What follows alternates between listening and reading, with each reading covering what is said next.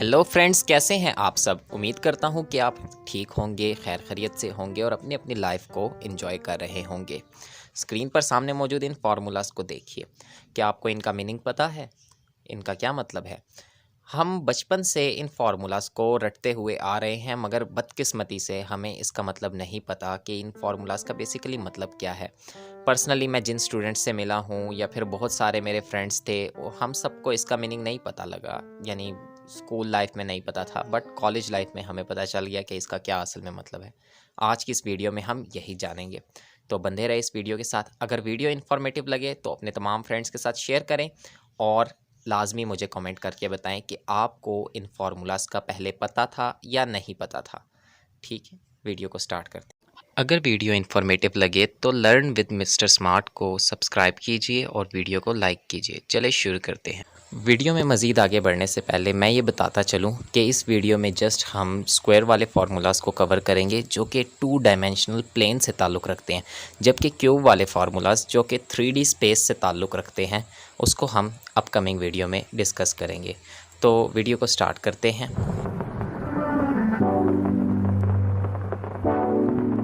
सबसे पहले जान लेते हैं कि एक स्क्वायर क्या होता है। एक स्क्वायर एक ऐसी शेप होती है जिसकी 4 इक्वल साइड्स होती हैं और 4 उसके राइट एंगल्स होते हैं। मीन हर साइड एक दूसरे के परपेंडिकुलर पड़ी होती है। अगर हमें इस स्क्वायर का एरिया कैलकुलेट करना हो तो हम इसकी लेंथ और विड्थ को आपस में मल्टीप्लाई कर देंगे।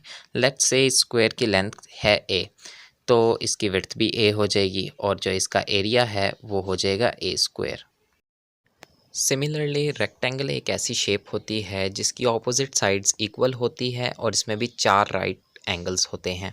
एरिया ऑफ रेक्टेंगल होता है length into width. Let's say इस रेक्टेंगल की लेंथ है a एंड इसकी विड्थ है b, तो इसका एरिया हो जाएगा a into B, that is AB।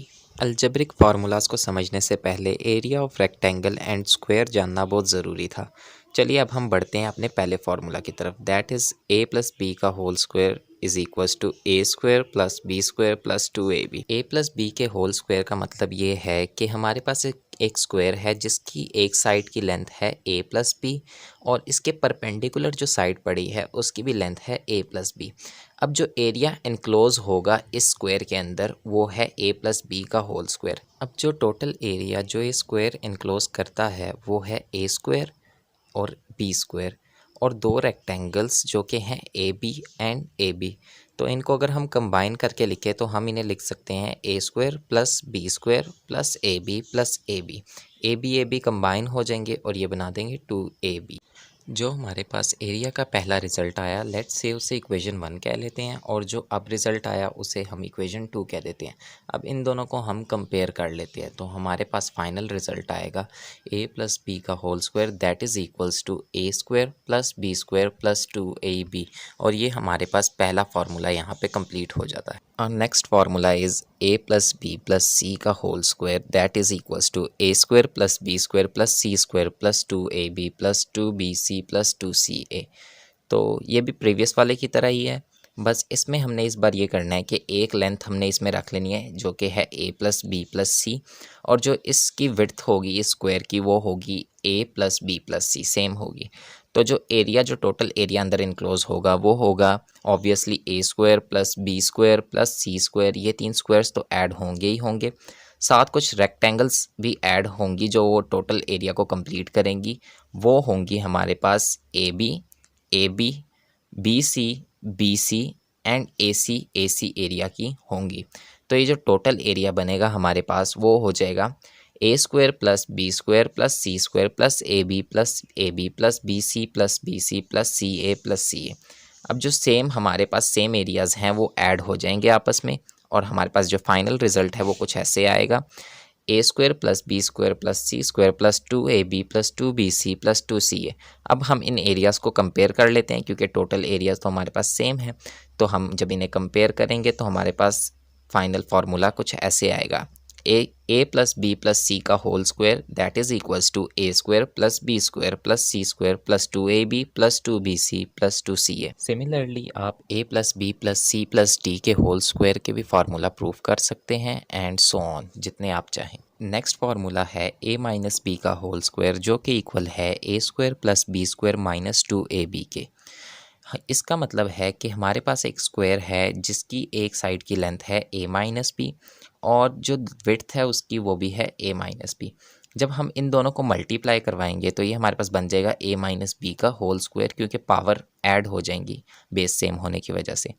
But मैं चाहता हूँ कि आप एक और स्टेप इसमें लिखें जो कि है सिंपल मल्टीप्लिकेशन का, कि आप फर्स्ट टर्म को बाकी टर्म्स के साथ मल्टीप्लाई करें, फिर सेकंड टर्म्स को बाकी टर्म्स के साथ मल्टीप्लाई कर दें सेकंड वैल्यू की। तो इससे ये होगा कि हमारे पास कुछ ऐसी फॉर्म आ जाएगी जो कि है A square minus A B plus B square. अब इसको आप थोड़ा अरेंज करके लिख लीजिए, जो कि है A square minus A B plus B square minus A B. इसका एक बहुत बड़ा बेनिफिट है, वो ये कि ये हमें पूरा ये प्रूफ समझने में मदद कर सकता है। वो कैसे? आप इमेजिन कर लें कि आपके पास है एक स्क्वायर जो कि है ए स्क्वायर, आप इसमें से रिमूव कर दीजिए माइनस ए बी रेक्टेंगल। अब एक लेंथ हमारे पास है ए और एक हमारे पास जो विड्थ है वो है बी, तो ये एक रेक्टेंगल बन जाएगी और इसको हम क्या कर देंगे, इस एरिया को रिमूव कर देंगे। इसी तरह हम फिर ऐड कर देंगे बी स्क्वायर को। यहाँ पे जब बी स्क्वायर को हमने ऐड किया तो ये हमारे पास फिर एक रेक्टेंगल बन जाती है परपेंडिकुलर में, जो कि है ए बी की। आप उसको दोबारा रिमूव कर दीजिए। जब आप रिमूव करेंगे जो आपके पास रिमेनिंग एरिया बचता है वो है ए माइनस बी का होल स्क्वायर।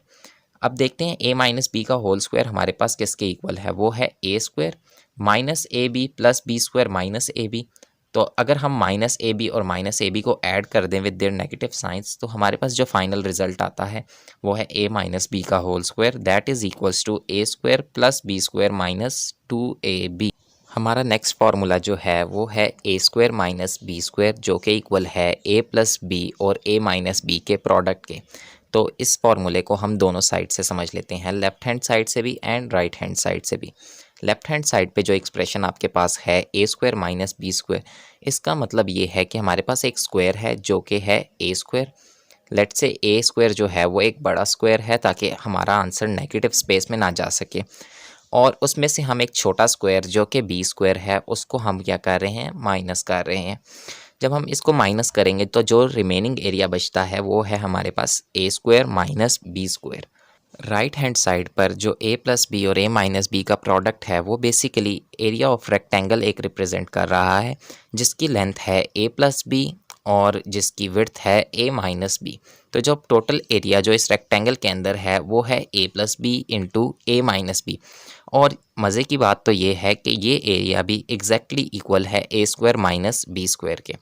यहाँ पे आपको थोड़ा सा अजीब लग रहा होगा कि ये दोनों आपस में इक्वल नहीं लगते, बट अगर हम इस एरिया को, ये जो नीचे थोड़ा सा एरिया है, इसको अगर हम ऊपर शिफ्ट कर देते हैं, इसकी लोकेशन अगर इसको रीअरेंज कर देते हैं इसकी लोकेशन को, तो ये एग्जैक्टली इक्वल है A square minus B square के। नेक्स्ट फार्मूला जो कि है ए प्लस बी का होल स्क्वायर और प्लस ए माइनस बी का होल स्क्वायर, जो कि इक्वल है 2 times A square plus B square के। इसका मतलब है हमारे पास एक स्क्वायर है जो कि है ए प्लस बी का और एक स्क्वायर है जो कि है ए माइनस बी का। तो इनको मैं पहले एक्सप्लेन कर चुका हूँ, इन पे मैं ज़्यादा टाइम नहीं लूँगा, तो हम डायरेक्ट यहाँ पे स्क्वायर ले लेते हैं इनके। और जो इनमें एरिया है हमारे पास रेक्टेंगल का जो कि ए प्लस बी के होल स्क्वायर में है, अगर हम इस एरिया को ए माइनस बी के होल स्क्वायर की तरफ शिफ्ट कर देते हैं दोनों रेक्टेंगल्स के एरियाज़ को, तो ये हमारे पास इक्वल हो जाएगा A square plus B square plus A square plus B square. और अगर हम इन्हें कंबाइन करके लिखें तो ये हमारे पास इक्वल हो जाएगा 2 times A square plus B square के। लास्ट फार्मूला जो कि है ए प्लस बी का whole square minus A minus B का whole square, that is equals to 4ab।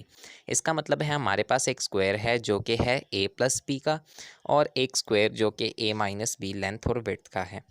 तो हमने जो स्क्वायर है जो कि है ए प्लस बी का, उसमें से हमने ए माइनस बी के होल स्क्वायर को रिमूव कर देना है क्योंकि बीच में माइनस का साइन है।